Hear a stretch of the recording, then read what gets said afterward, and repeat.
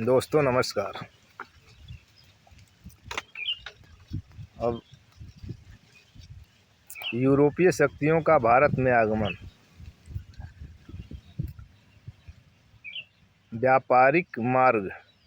प्राचीन काल से ही भारत का विदेशों से संपर्क रहा है। प्राचीन काल से ही भारत का विदेशों से संपर्क रहा है। 16वीं शताब्दी से भारत से व्यापार करने के लिए यूरोपीय शक्तियों ने भारत आना प्रारंभ किया, जिसमें पुर्तगाली, डच, फ्रांसीसी और ब्रिटिश प्रमुख थे। भारत और यूरोप के मध्य व्यापार जल और थल द्वारा होता था। इन मार्गों की संख्या 3 थी। प्रथम मार्ग फारस की खाड़ी से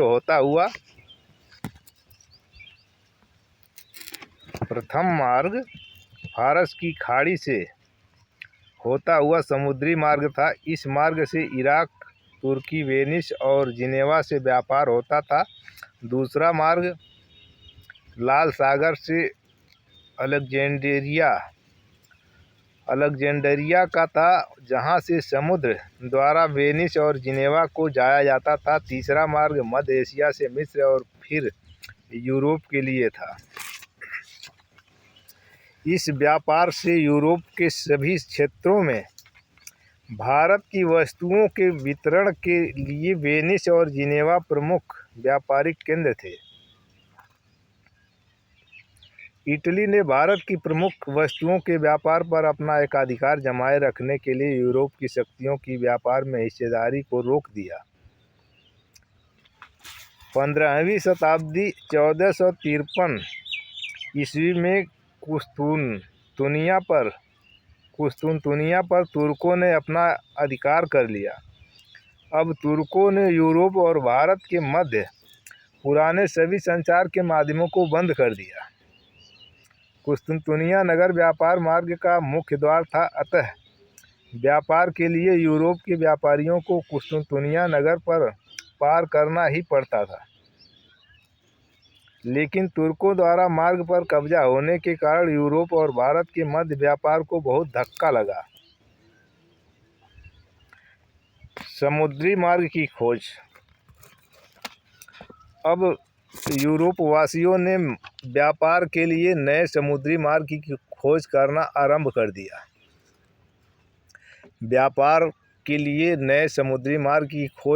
आरंभ कर दिया। इन जगहों की खोज मात्र संभावनाओं के आधार पर थी। इसलिए कुछ नाविकों ने यूरोप के उभरते राज्यों के महत्वाकांक्षी राजाओं व रानियों को धन, धर्म और ध्वज के सपनों दिखाए।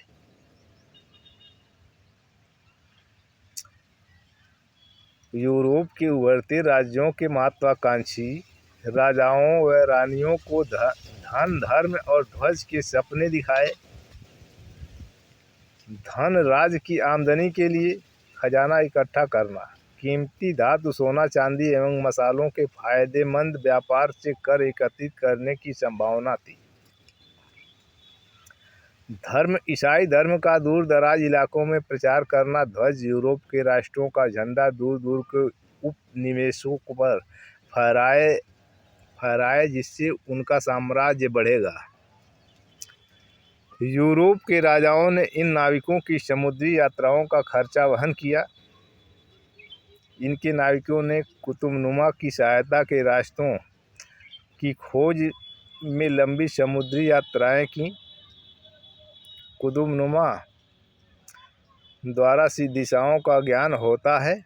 भारत की खोज में निकले स्पेन निवासी कोलंबस ने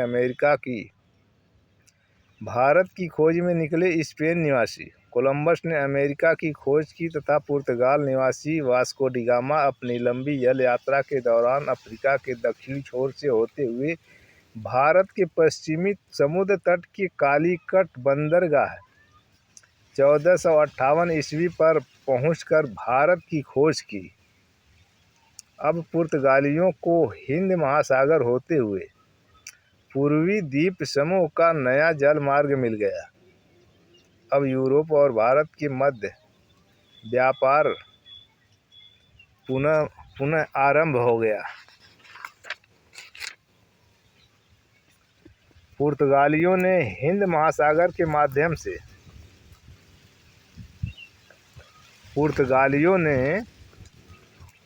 हिंद महासागर के माध्यम से होने वाले व्यापार पर अपना अधिकार कर लिया। वे सोना चांदी लाते और हमारे देश से सूती रेशमी कपड़े और विभिन्न मसाले ले जाते थे और बहुत मुनाफा कमाते थे। पुर्तगाल की मजबूत नौसेना के कारण हिंद महासागर से कोई दूसरा देश पुर्तगाल की इजाज़त के बिना अपना जहाज़ नहीं ले जा सकता था। वास्को डी गामा के भारत पहुंचने के बाद एक एक करके हॉलैंड, फ्रांस और इंग्लैंड के व्यापारी भारत आने लगे। भारत में यूरोपीय व्यापारियों की होड़। व्यापार के लिए लंबी यात्रा करने वाले जहाज, नाविक तथा धन तीनों साधनों का बहुत ही महत्व था। इन साधनों को प्राप्त करने के लिए कुछ अमीर यूरोपीय व्यापारियों ने 17वीं शताब्दी की शुरुआत में 1670 ईस्वी के बीच व्यापारिक कंपनियां स्थापित की। व्यापारिक कंपनियों का अर्थ है व्यापार में कई लोगों की हिस्सेदारी यानी शेयर का होना। सभी हिस्सेदार व्यापार में अपनी अपनी पूंजी लगाते थे। लगाई गई पूंजी के अनुपात में व्यापार से प्राप्त मुनाफे को आपस में बांट लेते थे। हॉलैंड में Dutch east India company, England में ब्रिटिश ईस्ट इंडिया कंपनी बनी और फ्रांस में फ्रेंच ईस्ट इंडिया कंपनी बनी। आज भी निजी कंपनियां इसी प्रकार पूंजी इकट्ठा करती है। भारत में सबसे पहले पुर्तगाली व्यापार करने आए। उन्होंने पश्चिमी समुद्र तट पर गोवा, दमन द्वीप में अपने व्यापारिक केंद्र स्थापित किए। विदेशी कंपनियों के इन व्यापारिक केंद्रों को कोठी फैक्ट्री कहा जाता था। फैक्ट्री शब्द का प्रयोग व्यापारिक केंद्रों में स्थापित कार्यालय अथवा कोठी से है। फैक्टर शब्द का अर्थ एजेंट है।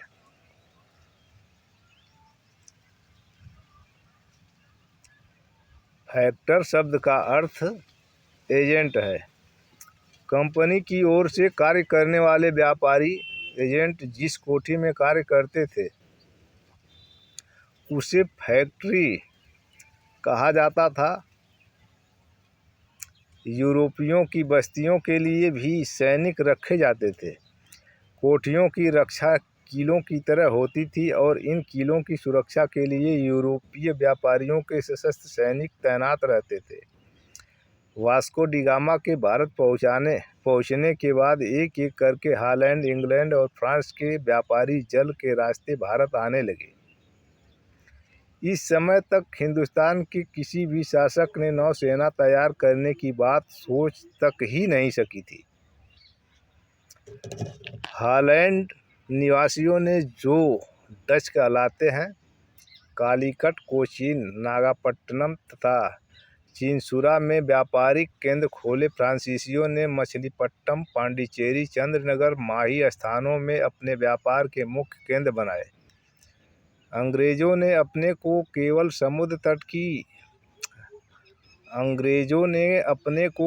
समुद्र तट तक ही सीमित नहीं रखा, बल्कि सूरत, कैम्बे, अहमदाबाद, आगरा, बड़ौच, पटना, कासिम बाजार स्थानों पर व्यापारिक केंद्र बनाए। भारत में यूरोप के सभी देशों के व्यापारी पुर्तगालियों के हाथ से व्यापार छीनने की होड़ में लगे रहते थे। उनकी कोशिश रहती थी कि वे भारत में कम से कम कीमत देकर सामान खरीद सके, फिर वे इस सामान को यूरोप में अधिक से अधिक दाम पर बेचकर खूब मुनाफा कमा सके।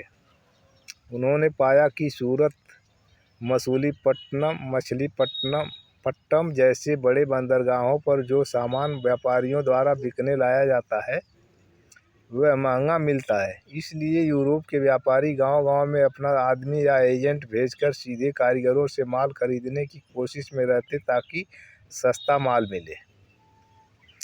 समय के साथ पुर्तगाली नौसेना और किलों की ताकत अंग्रेज, डच और फ्रांसीसियों से कई मुकाबलों के कारण कमज़ोर पड़ गई। कुछ समय तक किसी एक का भारत के व्यापार पर अधिकार नहीं जम सका। विदेशी कंपनियों ने व्यापार में लाभ के लिए साम दाम दंड व भेद के तरीके अपनाए। उन्होंने बादशाहों व राजाओं के पास अपने अपने प्रतिनिधि या दूत भेजे और भारत में खुलकर व्यापार करने की इजाज़त मांगी। अनुमति प्राप्त करने के लिए ये खुशामद भी किया करते थे। फलस्वरूप राजाओं ने अधिकार पत्र फरमान जारी किए। व्यापारियों के दूतों ने कुछ करों को न देने की छूट मांगी। इसके बदले में उन्होंने बादशाहों और राजाओं को नवीन वस्तुएं भेंट की। मुगल बादशाह जहांगीर के दरबार में कैप्टन हॉकिंस 1608 ईस्वी में आने वाला प्रथम अंग्रेज राजदूत था। इसके बाद सर टॉमस रो 1615 ईस्वी जहांगीर के दरबार में आया। जब उसने मुगल जहांगीर के दरबार की शान शौकत देखी तो वह उससे बहुत प्रभावित हुआ। उसने सम्राट को अंग्रेजी दास्तानें भेंट किए और इंग्लैंड में इस्तेमाल की जाने वाली बग्घी दी, जिससे जहांगीर प्रसन्न हुआ।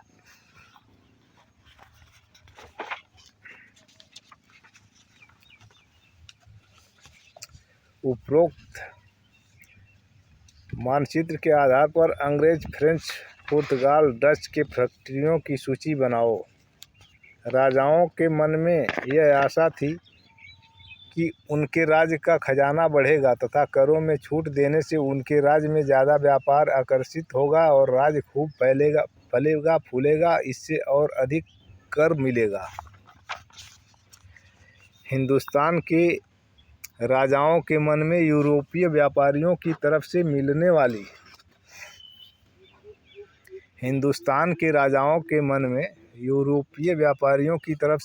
वाली धार्मिक धमकी का असर भी था। पुर्तगाली नौसेना का मुकाबला दूसरे यूरोपीय देशों की सशक्त नौसेनाएं ही कर सकती थी और हिंदुस्तान के जहाज़ों को पुर्तगालियों के खतरे से सुरक्षा की ज़रूरत थी। अंग्रेज, फ्रांसीसी व डच कहते, व्यापार की छूट दोगे तभी हम हिंदुस्तानी जहाज़ों की सुरक्षा की गारंटी देंगे, नहीं तो मौका मिलने पर उन्हें लूटा व डुबोया जाएगा। इन नीतियों व स्थितियों का फ़ायदा उठाकर यूरोप के व्यापारियों ने हिंदुस्तान में व्यापार से खूब लाभ कमाया। उन्हें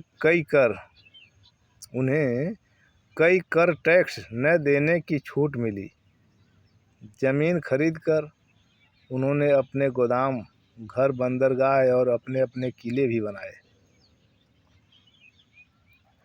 और भी जानिए, यूरोपियों द्वारा मसालों का प्रयोग स्वाद के लिए ही नहीं बल्कि मांस को सड़ने से बचाने के लिए भी किया जाता था, जिससे मांस कई महीनों तक सुरक्षित रह सके।